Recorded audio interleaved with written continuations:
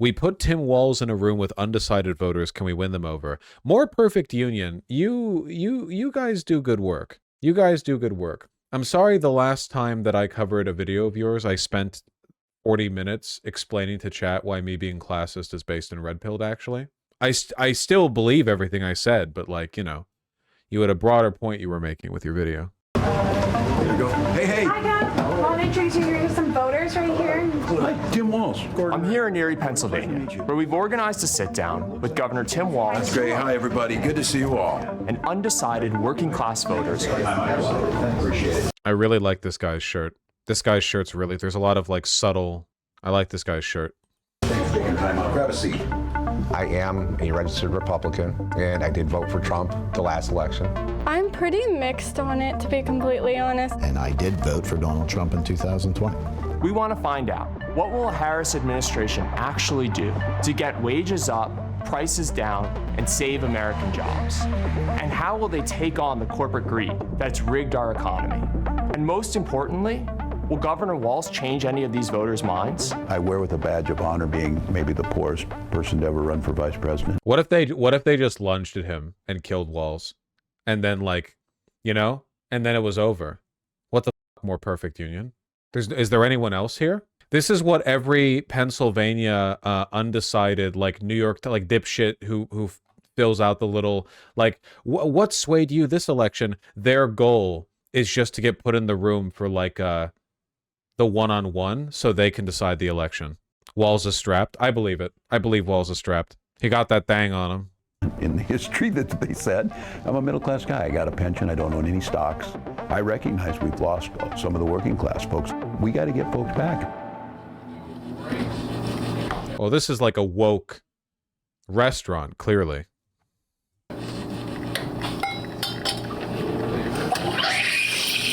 I'm Gordon Rohde. I'm third-generation farmer on our farm. I'm also I'm a retired AFL-CIO, skilled union laborer. So haven't really totally made up my mind, but I'm leaning more for Trump, I think, because of the situation with the economy. So how'd you get back on the farm, if I can? I worked construction full-time and farmed with my father. So my sister and I own it now together, and we're still operating. Man, Walz is so good at this. That was the right question to ask. On the follow-up, like, oh, okay, so you worked with the union. How'd you get back to the farm? Because you're third generation, you know? That was the right question to ask. What do you raise? We have beef cattle. What should we do to make it easier? What would be the big thing? I think the biggest problem now is the price of the equipment has become so expensive.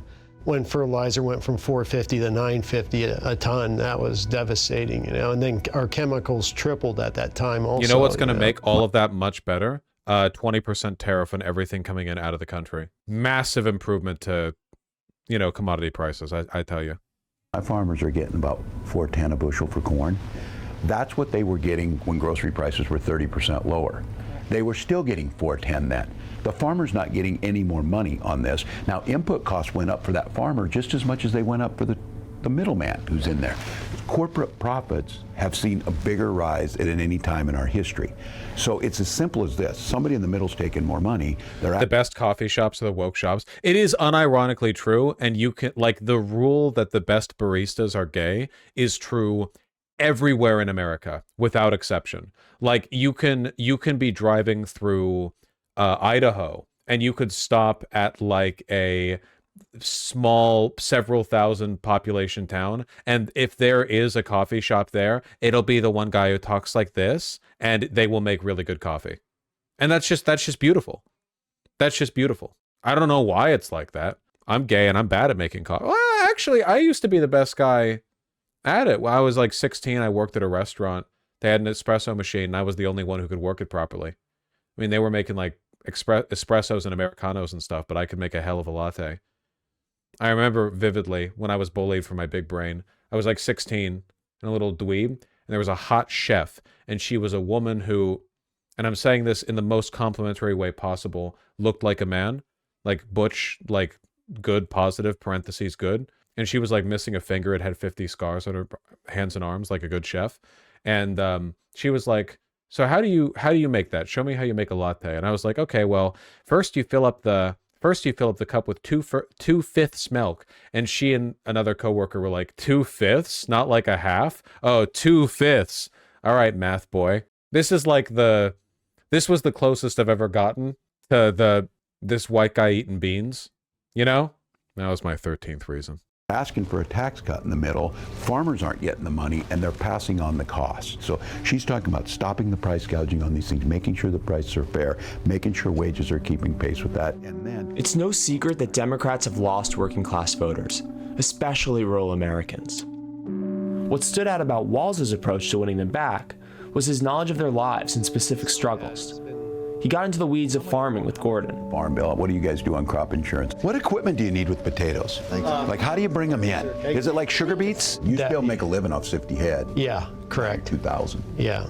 And the details of trade policy with Dan. He rules so much. I love him, man. So my name is Dan Hand. I work at Mack Trucks in Macungie, Pennsylvania. I am a registered Republican. I'm going to support... If Northern Lion covered videos rather than just playing video games, would his chat see this and go like, wow, it's Northern Lion because he's bald, the same way you guys say every white guy with a beard is me? Would there be the same ubiquity of like all white people with even remotely similar hair are the same guy? Yes, probably. Okay, yeah. Who's going to support labor? Volvo just announced that they are building a plant in Mexico. Yeah.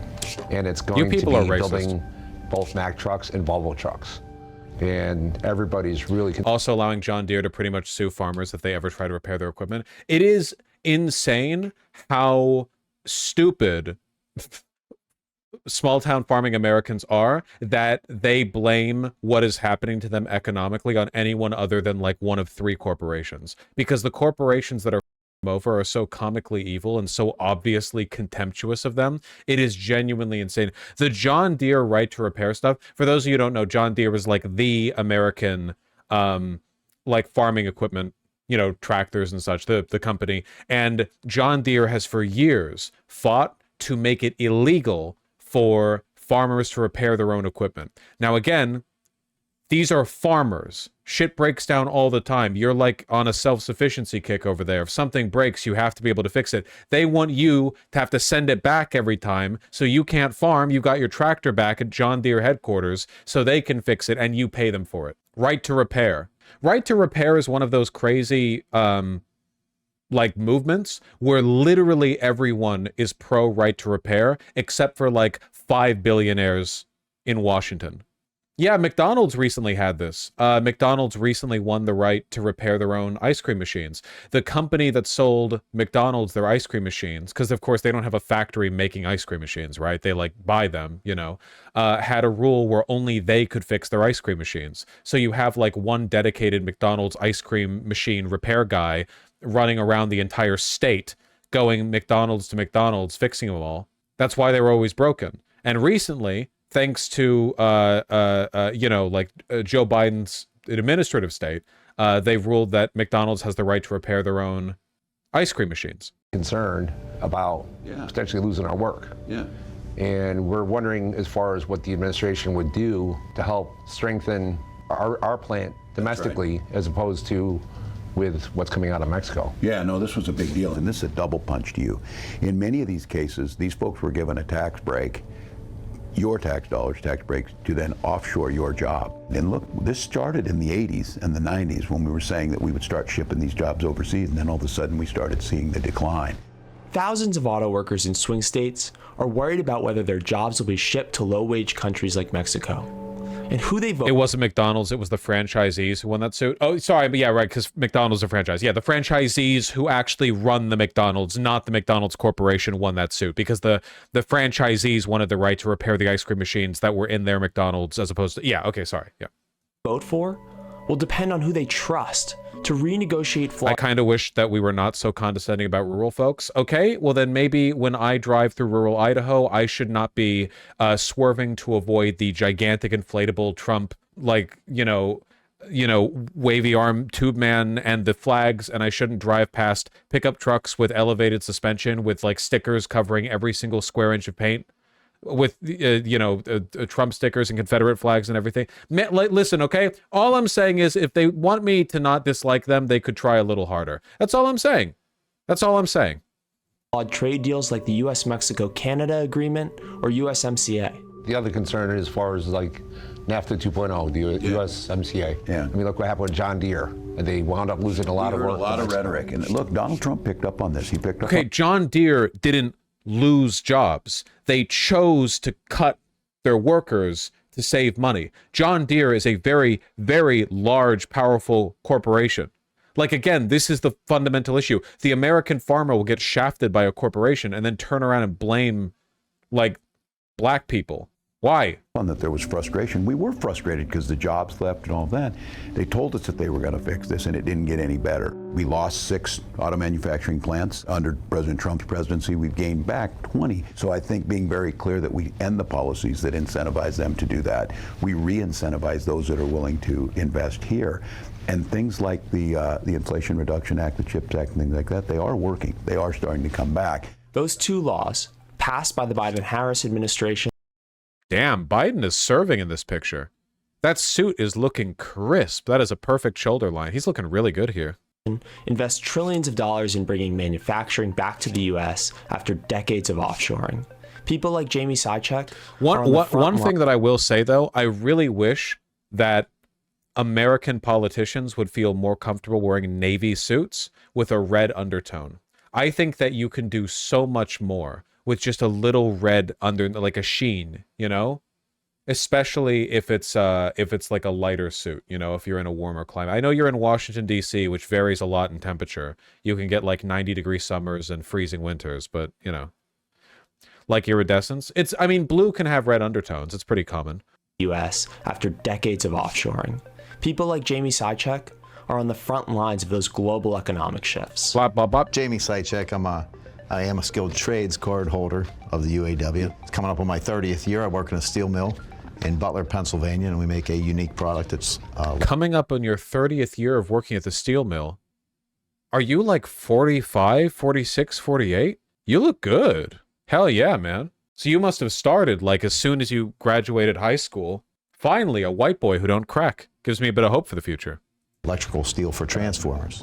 We're kind of tied to you guys with our taconite in northern Minnesota. Yes. I got to be totally honest. I'm still up in the air. I did not vote for Donald Trump in 2016. Donald Trump. And I'm not the only one who misspeaks. Donald Trump in 2020. Over the last 50 years, American steel jobs have been decimated by cheap foreign steel. The mill Jamie works at has been in limbo for years. Last year with the Department of Energy, we had a rule regulation proposed that was nearly going to wipe us off the map. Everything was going to come from overseas.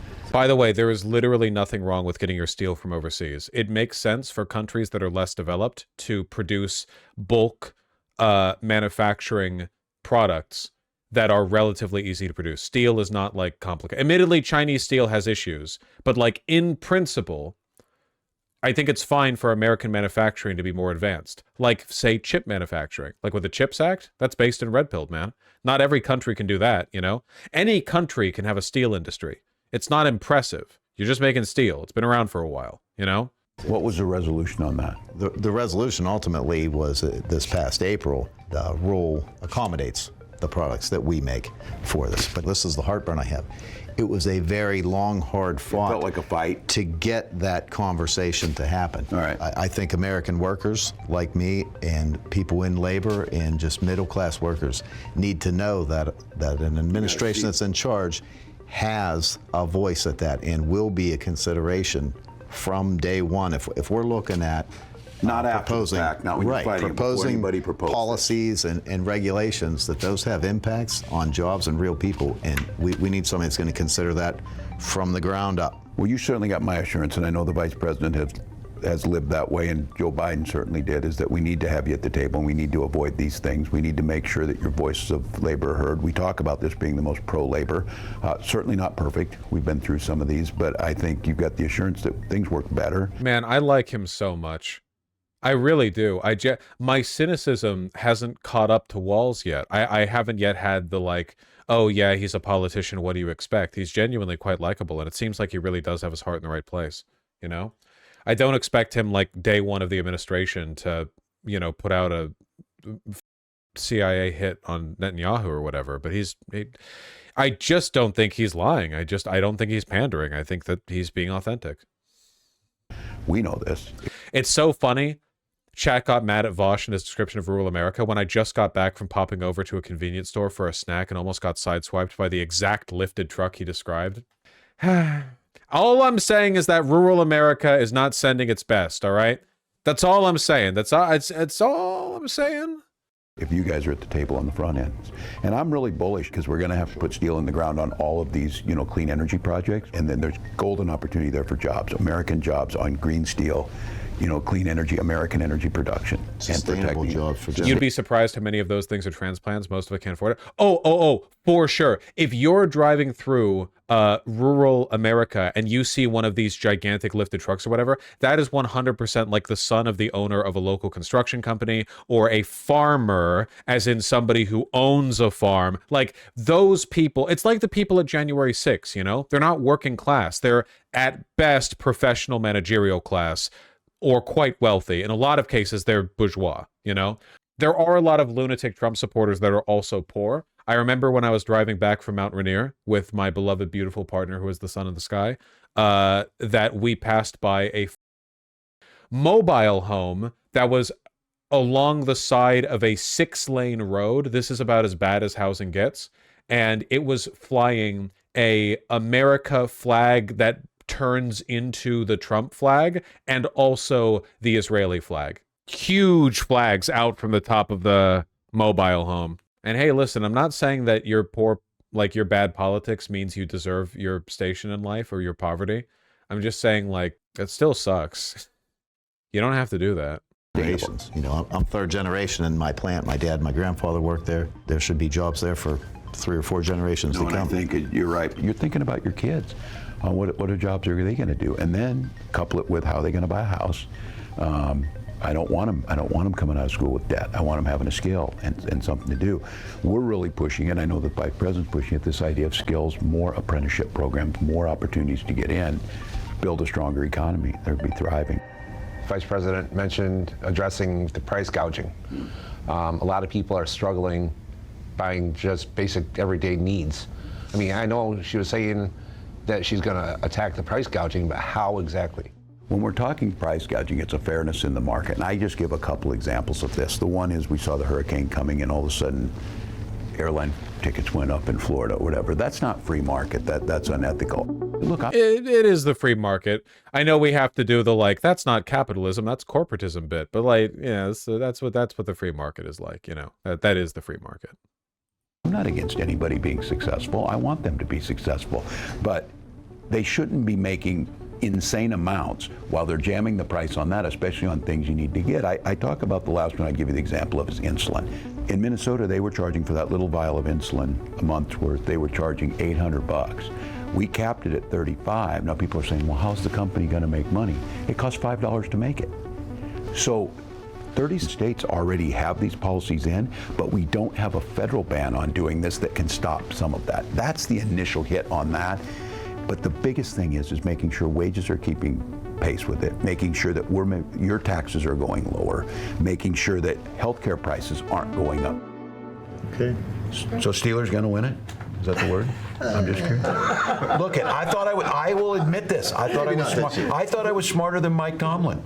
I said, what's he doing putting Russell Wilson? I can never interact with many men in America my age because I don't follow sports at all. I have no knowledge of or understanding of sports, and I would instantly be thrown into a panic response if asked any question about any of them. If somebody saw, I guess I'm literally wearing like a Washington State sweatshirt right now. If anyone came up to me and they were like, yeah, so how are the Krakens doing this year or something, I would just run in the opposite direction. I have no idea. And that's why Mike Tomlin's getting paid money to be a Steelers coach, and I'm not. So thank you all.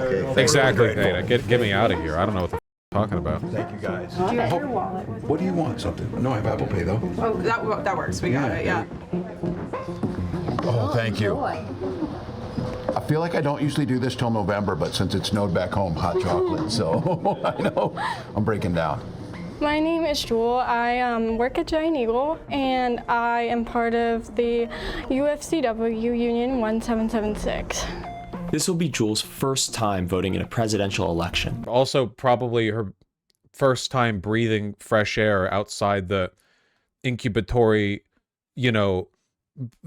fluid of the womb of that she just escaped. The bro just spawned.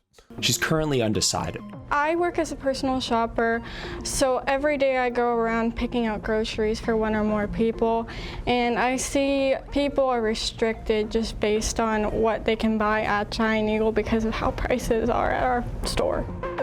We talk about this a lot, the cost, and especially after the COVID pandemic, a lot of things like groceries, the prices went up. How do you hear people talk to you about it? I get a lot of negative feedback No one from our talks about children customers about illegally the voting. prices, and I wish I could do something to change them. It just is unfortunate that we are in a place right now where the prices aren't like they should be. We're hearing this from folks, and Vice President talked about, making sure price gouging stops, but... Again, I know we talked about this before, and this is a tough pill to swallow. We've literally looked at the data. Grocery prices relative to the median income in America are low, like quite low. There was just like a little bump of it. Man, I wish I could find the chart. Rent is insane. The rent is crazy. It's this one, but this stops at 2022. Look. Hours of work at the average wage to purchase annual groceries for a middle-income family. And it had a bump here after COVID, but it's gone back down to here, which is basically the lowest that it's ever been. The inflation shit is real with a lot of stuff, especially with rent. But, and I still think that all the people who run these grocery store companies should be, put in front of a tribunal for the price gouging. But it's also kind of a vibesflation thing in a very specific context. Just as important. But that still means tens of millions of Americans are having a hard time with grocery prices, and a lot of those people probably remember that not being the case pre-2020. Well, the problem with relying on people's assessments of how things used to be is that people are really stupid. Which is why Trump keeps asking, are you better off now than you were 4 years ago? No. But 4 years ago was the height of COVID, and everyone was miserable. Like, you can't actually assess based on that. Yeah, but median income is skewed quite heavily. Not really. It's median, not mean. Importantly, making sure that taxes are fair for you rather than the top. I would like to know, how does your administration plan to implement less taxes on wages and overtime? Yeah, and making sure the Vice President put out a proposal that 100 million Americans will receive a tax cut. If you're making less than $400,000 a year, which is pretty much everybody I know, your taxes won't go up. And I think we've been very clear on this. We're targeting our tax cuts and our tax relief by asking the folks that are at the top to pay their fair share. Folks that are making tens of millions, many times they pay a much smaller percentage, if anything, on federal tax because they have ways. And I think what we're saying is it should just be. Yeah, this one. Groceries are more affordable now than they were in 2019. And in 2019, they were more affordable than they've been basically ever before. Absolute prices themselves, the dollar amount you pay for eggs, milk, and other items, are still higher than they were before. Yeah, it's just like a feeling thing. How much do you guys think people's assessment of the increase in the cost of food has been down to DoorDash doing the thing that all apps do and increasing their costs and back end massively? Food inflation, or you hired a personal chauffeur for your burrito? I hired a personal chauffeur for my burrito.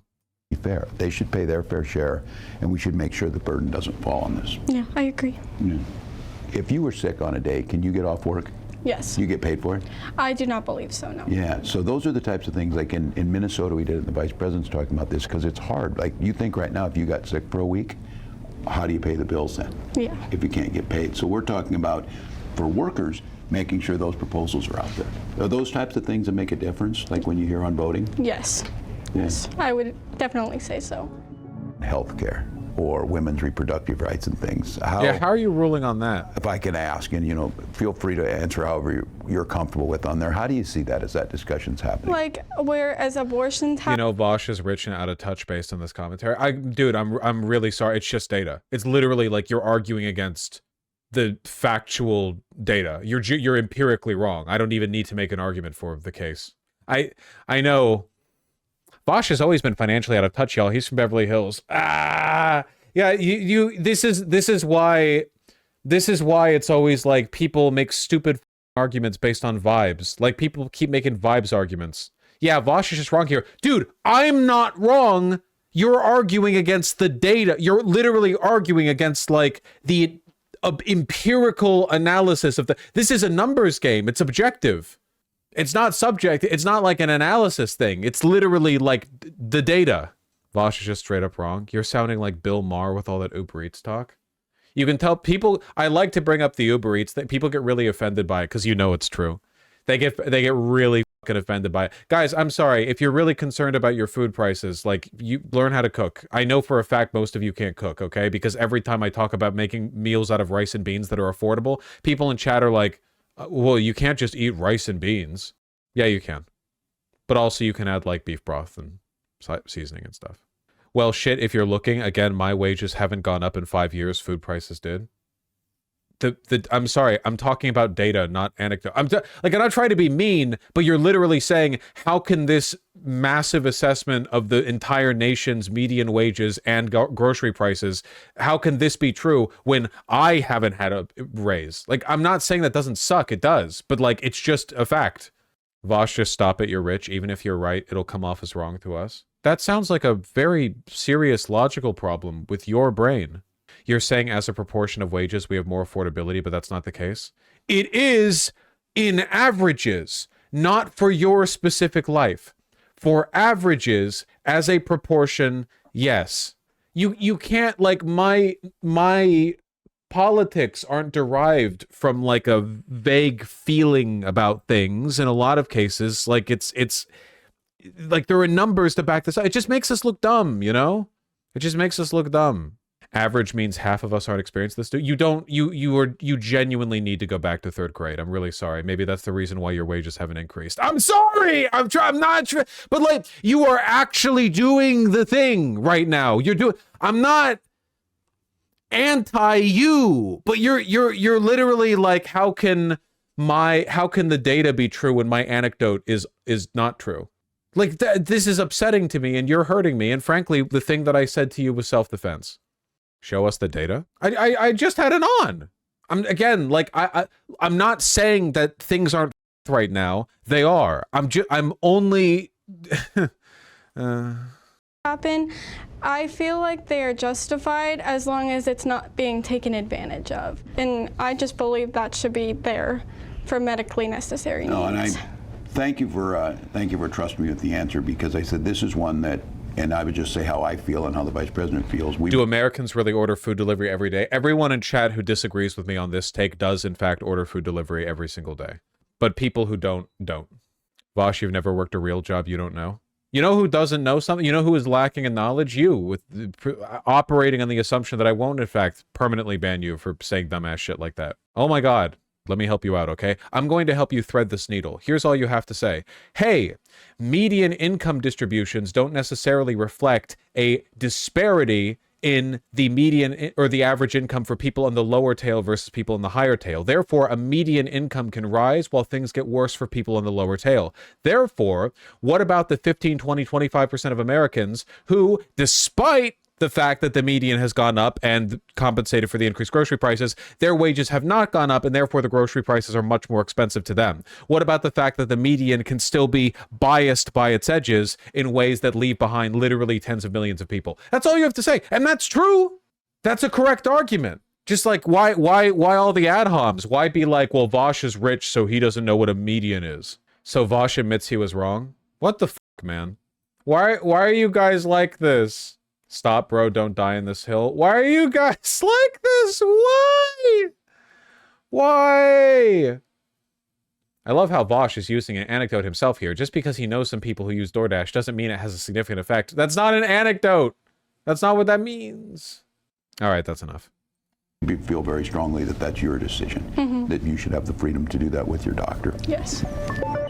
Well, the first vote, are you excited about it? I am very excited about it. It matters, right? Yes. And so, well, I hope that the Vice President and I can earn your vote.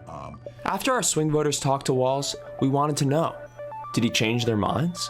What's that growing season look like? You know, I didn't think he would be so down to earth and have the ag background and have the knowledge of the union trades and everything. So, does it change the way you're thinking about things? Yeah, I think it does. I think I've definitely got to sit down and do some thinking.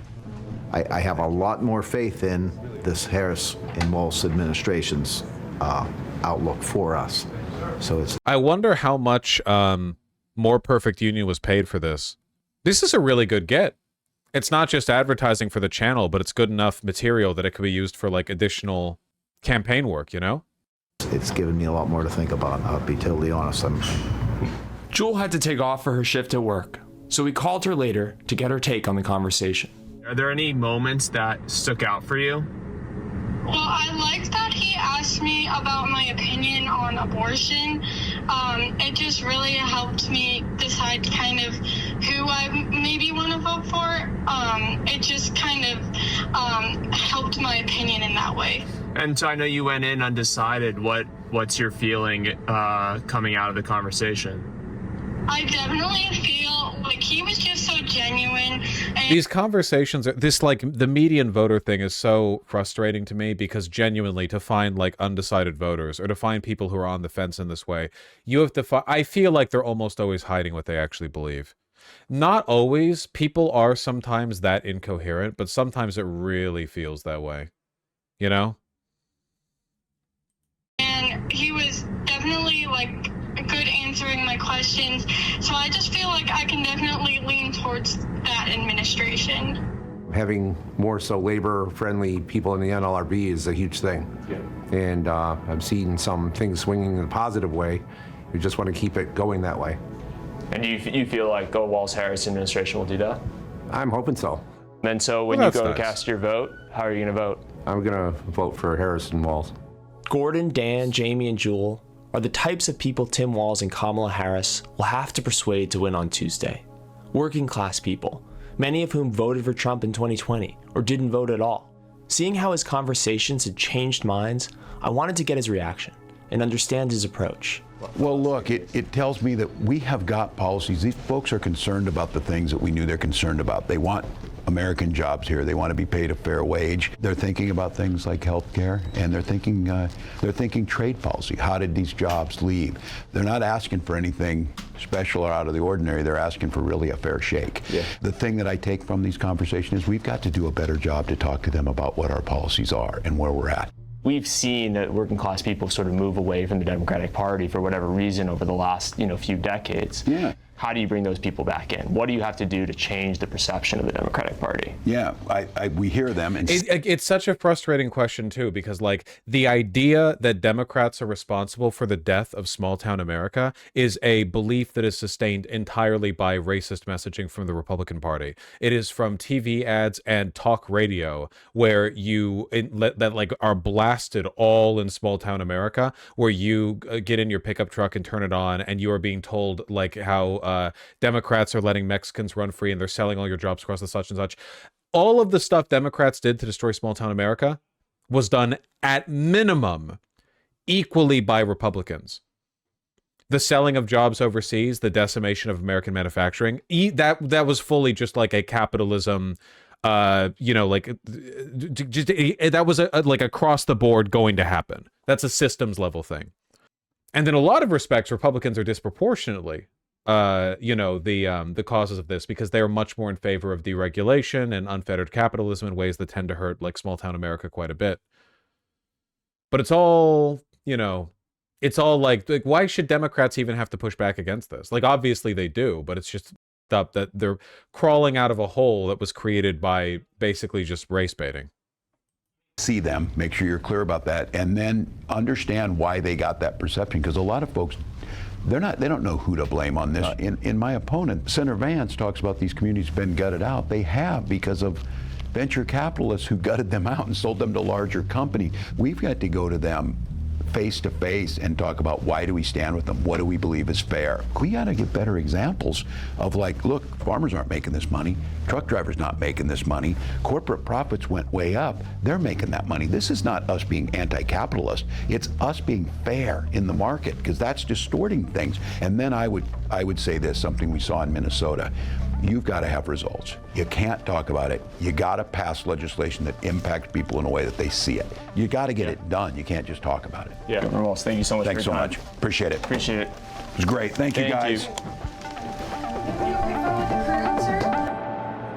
I really hope they give him some leeway if they win, I hope they give him a little bit of sauce to work with, He's going to get pushed to the side? Yeah, maybe. We'll see. This isn't us being anti-capitalist, says a suspiciously anti-capitalist shaped Tim Walz. Yeah, you can't get away with it. Only Bernie could. Having a mustache is difficult. I hope you all know that. Know how I suffer.